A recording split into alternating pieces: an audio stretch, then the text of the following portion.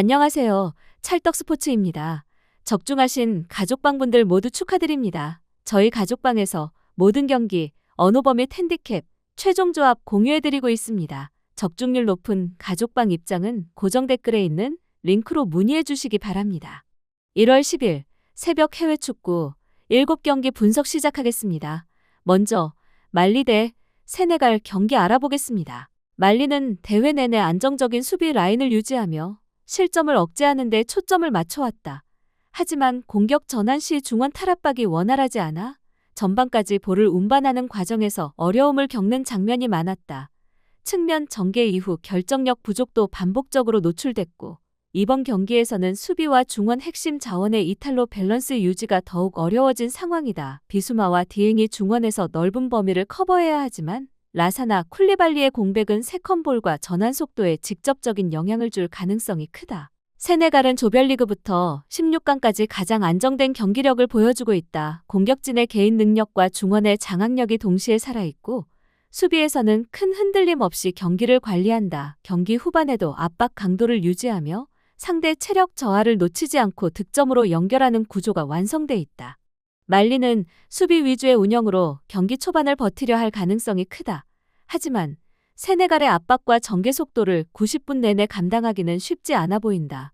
시간이 흐를수록 세네갈의 공격 선택지는 늘어나고 말리의 수비 부담은 계속 쌓일 수 있다. 전력과 완성도 측면에서 세네갈이 앞선다. 세네갈 승리를 추천합니다. 두 번째로 요르단 대 사우디아라비아 경기 알아보겠습니다. 요르단 U23은 첫 경기에서 수비 라인과 전방 압박의 간격이 벌어지며 어려운 경기를 치렀고, 공격진의 마무리 부족이 결과로 이어졌다. 칼부네와 알샤나인에는 움직임은 활발했지만 박스 안에서의 집중력이 아쉬웠고, 중원에서는 알무바이딘과 카시가 압박에 막히며 전진 패스가 끊기는 장면이 잦았다. 이번 경기는 탈락 위기를 피해야 하는 상황이라 전반 초반부터 공격적인 운영과 라인 상승이 예상된다. 사우디아라비아 U23은 첫 경기에서 중원과 측면의 균형이 잘 잡힌 모습을 보였고, 알주아이르와 알자베르가 중심을 잡으며 경기 리듬을 안정적으로 유지했다. 측면 자원들의 오버래핑과 세트피스 운영도 정교했고, 라디프의 복귀 가능성까지 더해지며 전방 공격 옵션이 더욱 탄탄해질 수 있는 상태다. 전체적으로 경기 운영의 완성도와 선수층 두께에서 안정감을 보여주고 있다.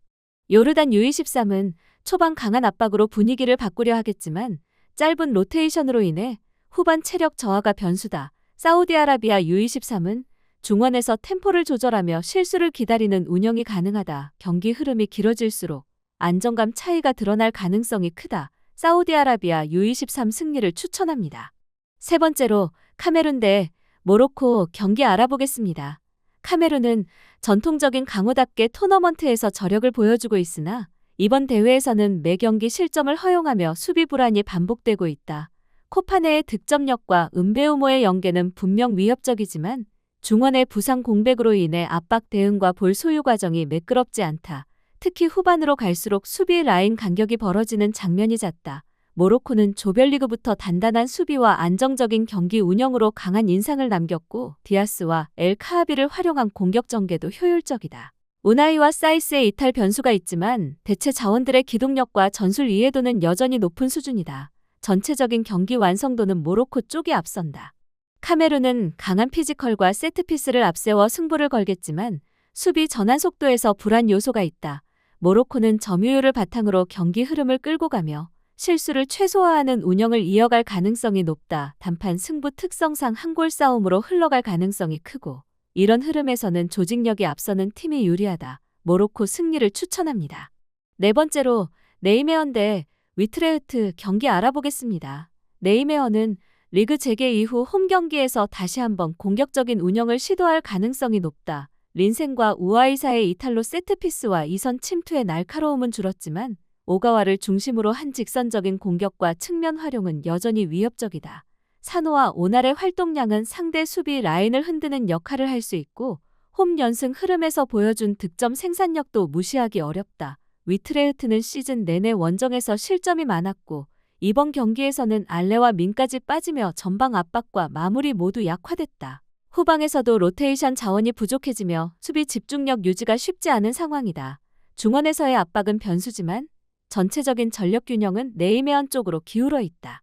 네이메어는 홈에서 강한 압박과 빠른 전개로 상대 수비를 흔들 가능성이 높다. 위트레흐트는 이 선에서 버텨보겠지만 전방에서 마무리가 되지 않으면 흐름을 바꾸기 어렵다. 후반으로 갈수록 네이메언의 공격 효율이 살아날 수 있는 경기다. 네이메언 승리를 추천합니다. 다섯 번째로 프랑크푸르트 대 도르트문트 경기 알아보겠습니다. 프랑크푸르트는 홈에서 점유율을 높게 유지하며 세밀한 전개를 시도하지만 최근에는 수비 전환 속도가 늦어지며 실점 위험이 커지고 있다. 차이비와 스키리의 동반 결장은 빌드업의 출발과 중앙 안정성을 동시에 약화시키는 요소다. 교체의 컨디션 문제까지 겹치면 공격 전개의 유연성도 떨어질 수 있다. 도르트문트는 최근 수비 라인의 간격 관리가 안정되며 경기 전체를 통제하는 능력이 좋아졌다. 일부 수비 자원의 이탈은 있지만 전방 자원들의 압박과 전환 완성도가 이를 충분히 상쇄하고 있다. 특히 원정에서도 리스크를 줄이며 효율적인 득점을 노리는 운영이 강점이다.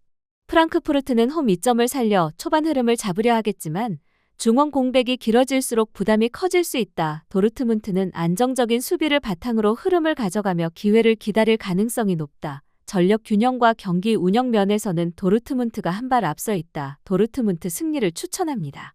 여섯 번째로 렉섬 대 노팅엄 포레스트 경기 알아보겠습니다. 렉섬은 무어를 중심으로 한 전방 타깃 플레이와 세트피스를 통해 득점을 노리는 팀이다.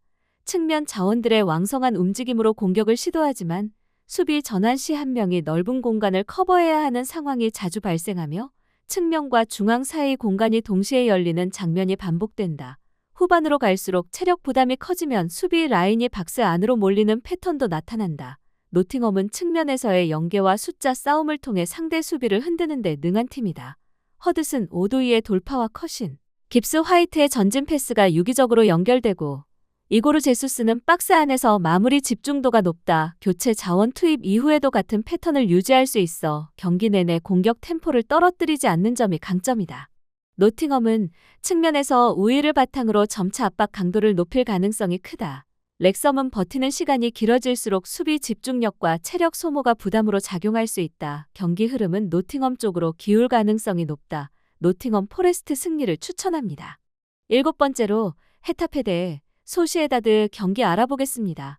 헤타페는 홈에서 강한 수비 집중력으로 경기를 끌고 가는 팀이지만 이번 경기에서는 수비 핵심 자원들의 동시 결장으로 기존 운영 패턴에 큰 변화가 불가피하다. 센터백 라인 안정성이 떨어지면 박스 근처에서의 대응과 세트피스 수비에서 허점이 드러날 수 있고 공격에서도 마요라를 비롯한 주요 자원 이탈로 전방 압박과 마무리 모두 약화될 가능성이 있다. 레알 소시에다드는 원정에서 실점이 잦다는 약점이 있지만 공격진 구성은 상대적으로 안정적이다. 오야르사발과 게데스, 쿠보 등 다양한 득점 루트를 활용할 수 있고 후반 교체 카드로 공격 템포를 조절할 여유도 있다. 다만 연이은 일정과 원정 부담으로 인해 경기 내내 강하게 밀어붙이기에는 한계가 있다. 소시에다드가 점유율을 가져가고 헤타페가 수비적으로 대응하는 흐름이 예상된다. 하지만 양팀 모두 결정력과 체력 부담이라는 변수로 인해 쉽게 승부를 벌리기는 어렵다. 팽팽한 균형 속에서 승점 한 점씩 나눌 가능성이 크다. 무승부를 예상합니다.